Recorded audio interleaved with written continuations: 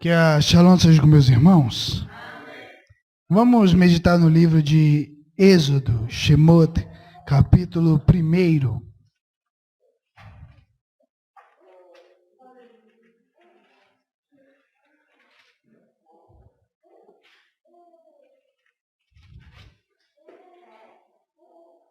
Capítulo 1, a partir do versículo 8.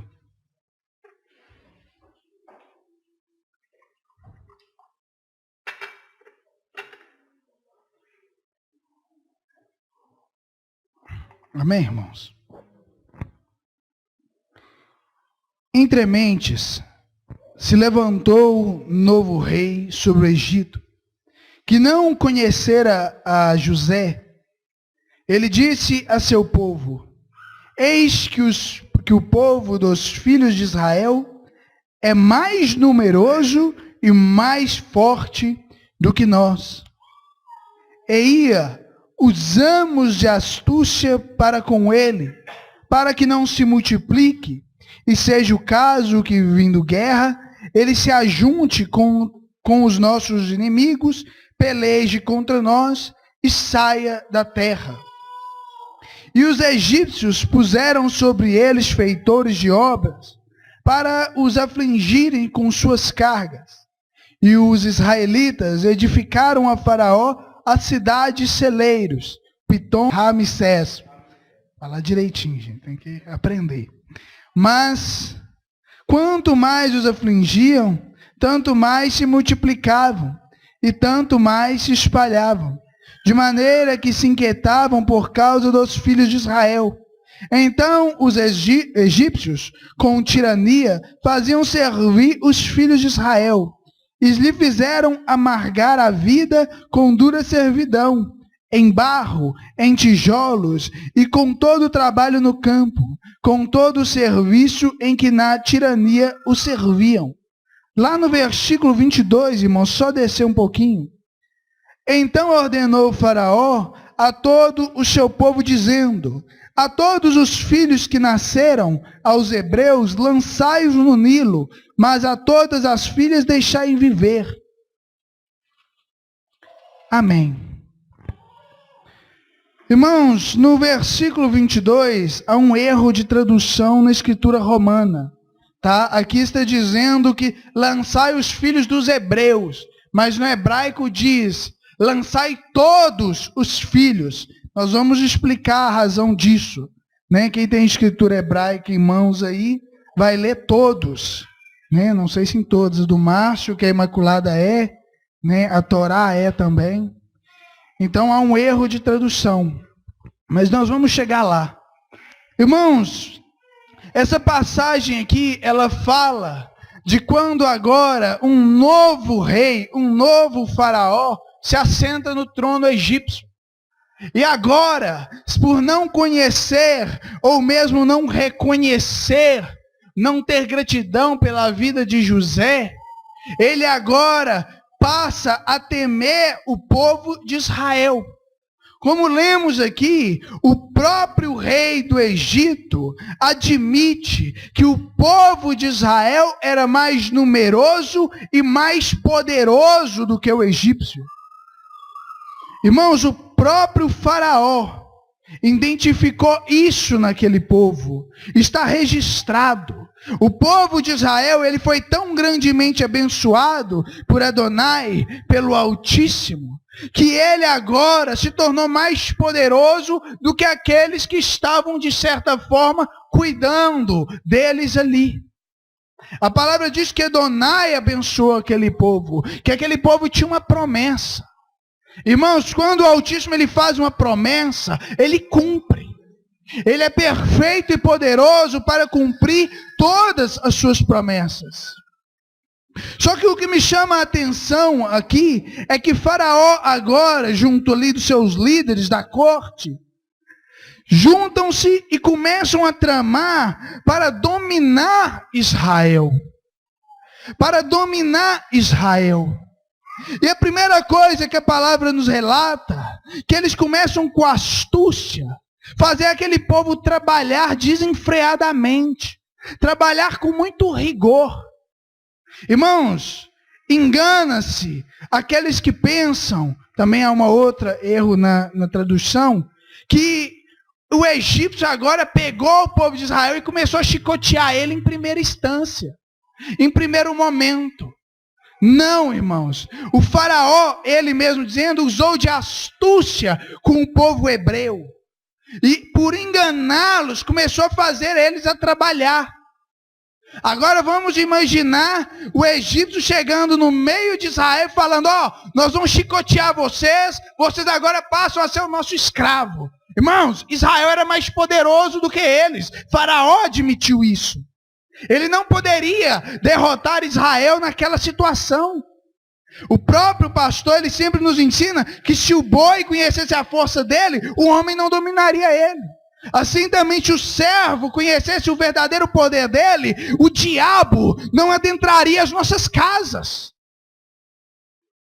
Então, agora Faraó começa a usar de astúcia para enganar aquele povo.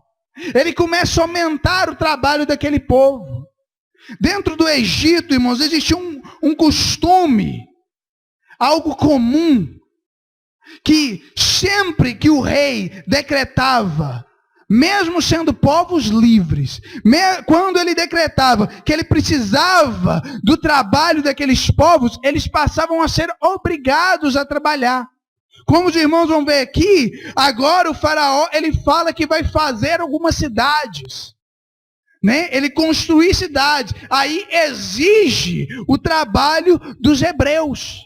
Semelhante a isso, irmão, nós temos o nosso trabalho militar, o serviço militar. Não importa qual seja a sua classe, todo homem dentro do Brasil, se alistado, se convocado, é obrigado a trabalhar por tempo, com limite de tempo, nas forças armadas, querendo ou não.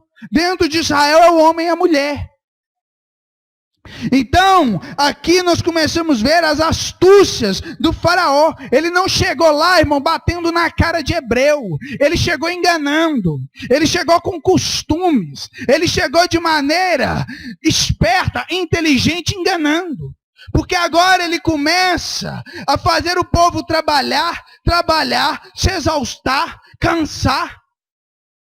E agora esse mesmo povo, ele não tem tempo mais para meditar, para orar, para clamar, para meditar na palavra. E ver que o caminho que eles estão sendo direcionados é, irmãos, o túmulo, é a morte. E isso tem muitas vezes acontecido na nossa geração. Olha o que o governo brasileiro fez com o Brasil. O povo começou a trabalhar tanto, que agora virou comum esse estado de escravidão que nós vivemos. Impostos exagerados. Irmãos, tem país que a gasolina é R$1. Tem país que com poucas moedas você enche o tanque. No Brasil, está difícil andar de carro. Está virando nobreza andar de carro. O que eu estou mostrando aqui, irmãos, é que as artimanhas, as astúcias que esse faraó usou não são diferentes. Porque quem influenciou o faraó nisso é o mesmo que influencia hoje. É o diabo, é Satanás. Ele que quer destruir a nossa vida, a nossa família, os nossos enlaces com o Criador.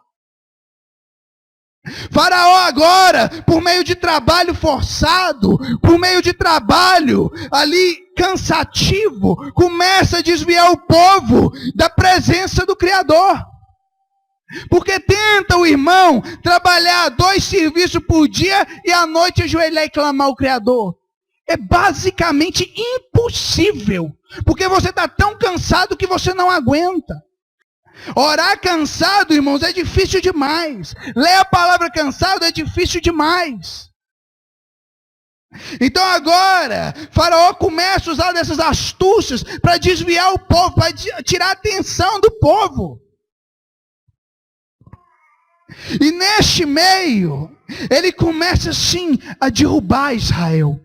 Um povo que o próprio Faraó admite ser mais forte, por meio da astúcia é vencido. Irmãos, olha para as nossas vidas, olha para essa geração se não está tão parecido. O inimigo vem nos derrubando com astúcia. Ele não chega na sua casa e bate na sua cara. Ele vai lá no seu serviço e aumenta a carga horária. Ele vai lá e te dá 2 serviços. E na sua mentalidade, você acha isso é bênção. Porque este mundo prega que dinheiro é bênção. Mas bênção verdadeira, irmãos, é a presença do Criador.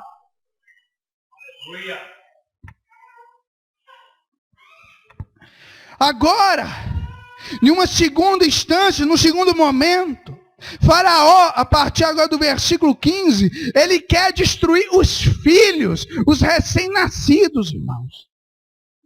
Esse era o segundo plano, porque o primeiro meio que foi frustrado. Irmãos, agora ele começa a atacar o povo, os recém-nascidos, as novas crianças. Em primeira mão ele chama parteiras, mas as parteiras não vão obedecer o Faraó. Eles desobedecem a Faraó, porque temem. E o Criador abençoa. Mas o que eu quero chegar aqui é que agora o Faraó ele dá uma ordem a todo o povo. Ele diz a todo o povo: olha, todo recém-nascido homem, todos vão ser jogados no Nilo. Irmãos, isso era oferta. Dentro do Egito, isso era algo totalmente comum. Dentro do Egito, sacrificar ao rio Nilo era algo normal. Então agora todo o povo é levado a fazer esse sacrifício. Irmãos, não importa o tamanho da nação que se levanta contra você, que é pai, que é mãe. Se alguém chegar aqui e falar: olha, nós vamos jogar o seu filho lá na Lagoa Paulina para que ela nos abençoe. Que pai, que mãe permitiria isso? Sem pelo menos lutar. Não existe. Então nessa visão eu consigo perceber que Israel está influenciado agora pelo egípcio, pelas práticas, pelos costumes. Porque aquela nação era forte, aquela nação era numerosa. Agora vai entrar 20 pessoas aqui, nós 40, e vão falar: olha, todos os seus filhos serão mortos. Irmão, eu protegeria minha filha e continuaria crente. No mínimo fugir. Mas aceitar que alguém tome a minha filha e jogue para um Deus pagão, isso jamais. Pode ser na grande tribulação, onde for. Você vai ver pais e mães lutando. Porque essa é a nossa natureza. Então agora, Israel, se juntando com o povo egípcio, lança o seu filho no rio. E sabe por que disso, irmãos? Porque o Faraó percebeu que por cansar não estava adiantando. Então vou tocar naquilo que é mais valioso. Porque o recém-nascido fala de força. O recém-nascido era a força do povo, irmão. As nações eram fortes porque tinham muitos filhos. Só que o principal motivo, ao meu ver, não era esse. Faraó tocou nos sonhos de Israel. Porque quantas mães ali estavam tendo o seu primeiro filho? Quantos pais estavam tendo o seu primeiro filho? Aí Faraó vem e mata aqueles filhos. Mata o sonho. Traz uma dor, uma tortura no coração daquele povo. Irmão, quando você é atingido, quando o seu sonho é arrancado de você, você perde o ânimo. Você perde a alegria. Você perde a força. Quem já perdeu um filho aqui sabe do que eu estou falando. Quem já perdeu um ente querido sabe. Quem já perdeu um sonho valioso sabe. Sabe que quando o seu sonho é frustrado, fica difícil se levantar. Foi nesse momento agora que o egípcio escraviza Israel, porque ele não tinha força, não tinha ânimo. Porque são sonhos que movem o povo. São as nossas expectativas que nos levam para frente. Se você não sonhar, irmãos, você vira um vegetal. Faraó aqui matou o sonho do povo de Israel. Ah, mas ele fez o mesmo com o egípcio. O egípcio estava acostumado. Para eles isso era algo comum. Mas para o hebreu não. Para o hebreu a vida era algo muito valioso. E o Deus, o ser eterno que ele servia, não exigia isso. O Criador está me mandando falar aqui com pessoas que tiveram seus sonhos mortos. Que o inimigo chegou e pisou no seu sonho. O Criador está me mandando aqui dizer que Ele é Criador que ressuscita.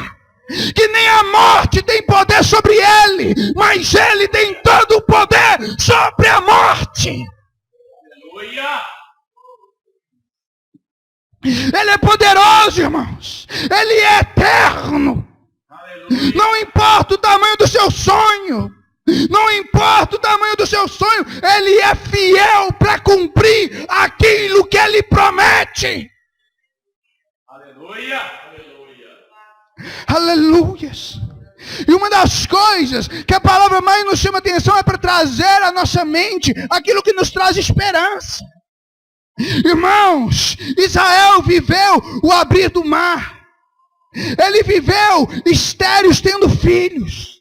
Mas eu não quero falar dos sonhos dele ou da lembrança deles. Mas quero falar da lembrança dessa congregação. O Criador curou pessoas aqui enfermas de doenças que o médico disse que não tinha como. O Criador curou pessoas aqui do câncer. O Criador, aleluias, transformou homens sujos e imundos em servos abençoados e exemplo. Ele tirou pessoas aqui da cova do monturo e colocou sentado com os príncipes. Esse é o Criador que eu e você servimos, irmão. Não tem que duvidar, não tem que pensar oposto, tem que crer, porque Ele é poderoso.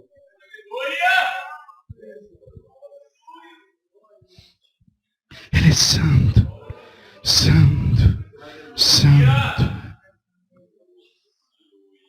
Irmãos, o Criador é poderoso para ressuscitar o seu sonho e o meu sonho. Ele é poderoso para nos abençoar. Ele deu filhos a estéreis. Pessoas que a medicina diz que nunca poderiam ter filhos, estão tendo filhos. Isso é porque Ele é poderoso, irmãos. Isso é porque só Ele pode fazer. Alguns no seu coração aqui estão dizendo, é coincidência. Foi a medicina que curou. Que medicina até hoje curou lúpus? Que medicina deu filhos a estéreo? É o meu Criador que eu sirvo, poderoso e eterno. Aleluia. Para de duvidar no seu coração. Para de duvidar no seu coração. Não só são essas bênçãos que Ele fez muito além. Muito além.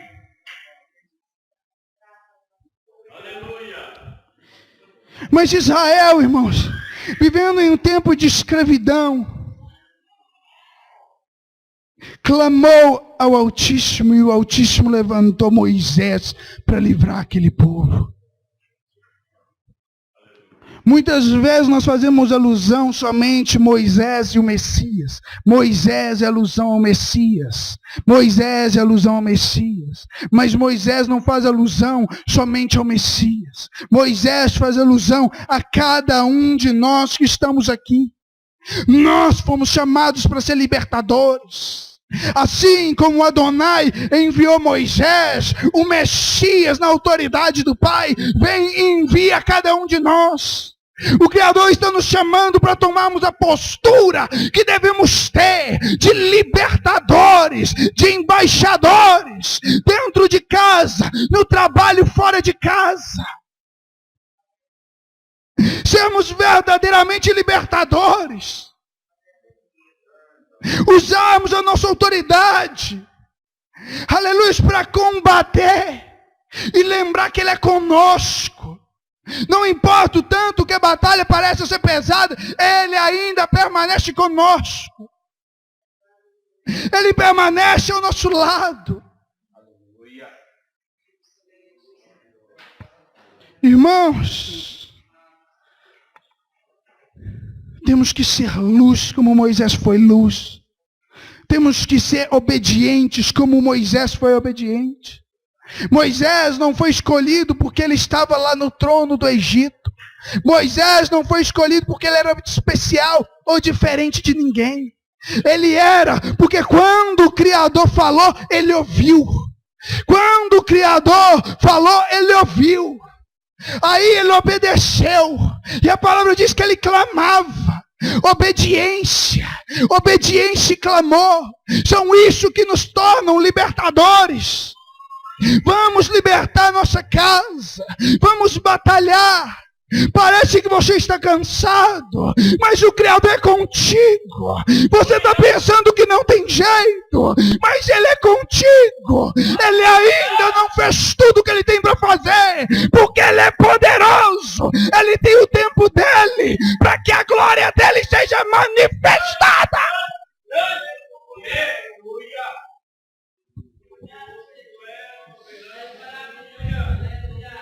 Mas nós temos que ter coragem para ser verdadeiramente libertadores, coragem de rejeitar o mundo e viver segundo a vontade dele. Aquele povo acabou sendo influenciado pelos costumes egípcios, e o Criador teve que chamar alguém que estava o quê? Separado, não influenciado. O Criador está chamando pessoas santas, pessoas que não se curvem ao mundo, que não queiram andar como o mundo anda, que não queiram vestir como o mundo veste, mas querem ser diferentes, Aleluias! Faz a tua obra, meu Pai. Aleluias! Fomos chamados para ser diferentes, chamados para ser libertadores. Ao invés de brigar com a sua esposa, o Criador está te chamando para orar por ela, auxiliar ela. Esposa, o Criador está te chamando para auxiliar, para batalhar junto. Moisés não foi pôr o dedo na cara de ninguém. Moisés foi libertar um povo escravizado. Aleluia! Não estamos aqui para acusar, mas estamos aqui para clamar um pelos outros. Aleluia! E sermos verdadeiramente aquilo que Ele nos escolheu para ser. Que Yahweh seja louvado nesta noite.